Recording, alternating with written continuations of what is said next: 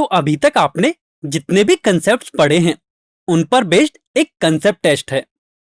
इसमें हमें गिवन है कि एक बैलून है जो कि स्फेरिकल है और उसका वॉल्यूम एक कांस्टेंट रेट से चेंज हो रहा है या फिर बढ़ रहा है, और हमें कुछ कंडीशंस गिवन है कि इनिशियली बैलून की रेडियस 3 यूनिट्स है एंड 3 सेकेंड्स के बाद उसकी रेडियस 6 यूनिट्स हो जाती है। तब हमें t सेकेंड के बाद उसकी रेडियस फाइंड करनी है।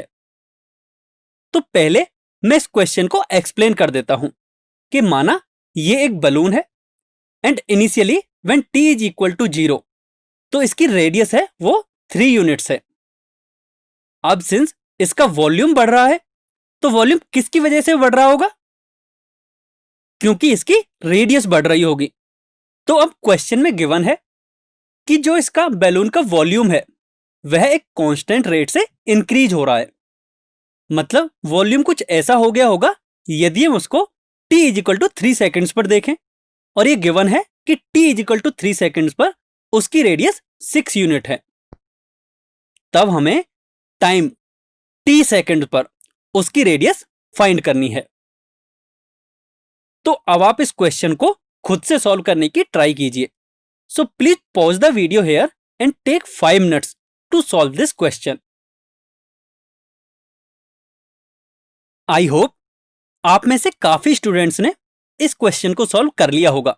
तो चलिए अब इसका सॉल्यूशन डिस्कस करते हैं।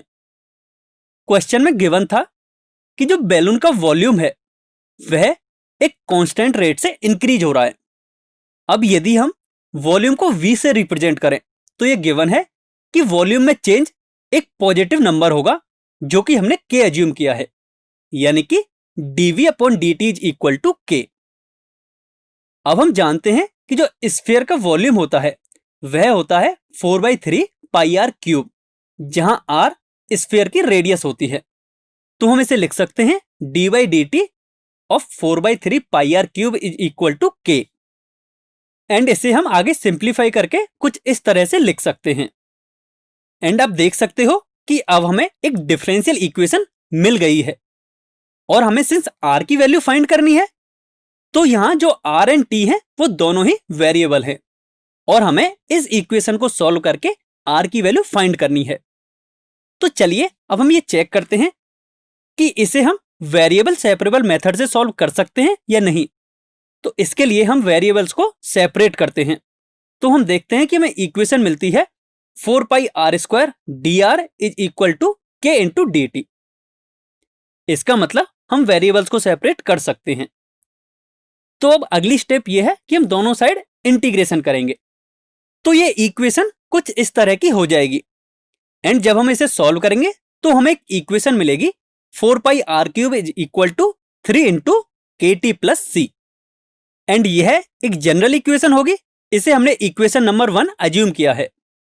अब सिंस हमें r की वैल्यू निकालनी है एट द टाइम t, तो हम क्या करेंगे? तो जो इनिशियली कंडीशन दे रखी है यानी कि when t is equal to 0 तो r की वैल्यू 3 होगी। जब हम इन दोनों वैल्यूज को इक्वेशन 1 में पुट करेंगे तो वहां से हमें c की वैल्यू मिलेगी 36 पाई। अब यदि आप इक्वेशन नंबर 1 को देखोगे तो उसमें दो आर्बिटरी कांस्टेंट हैं।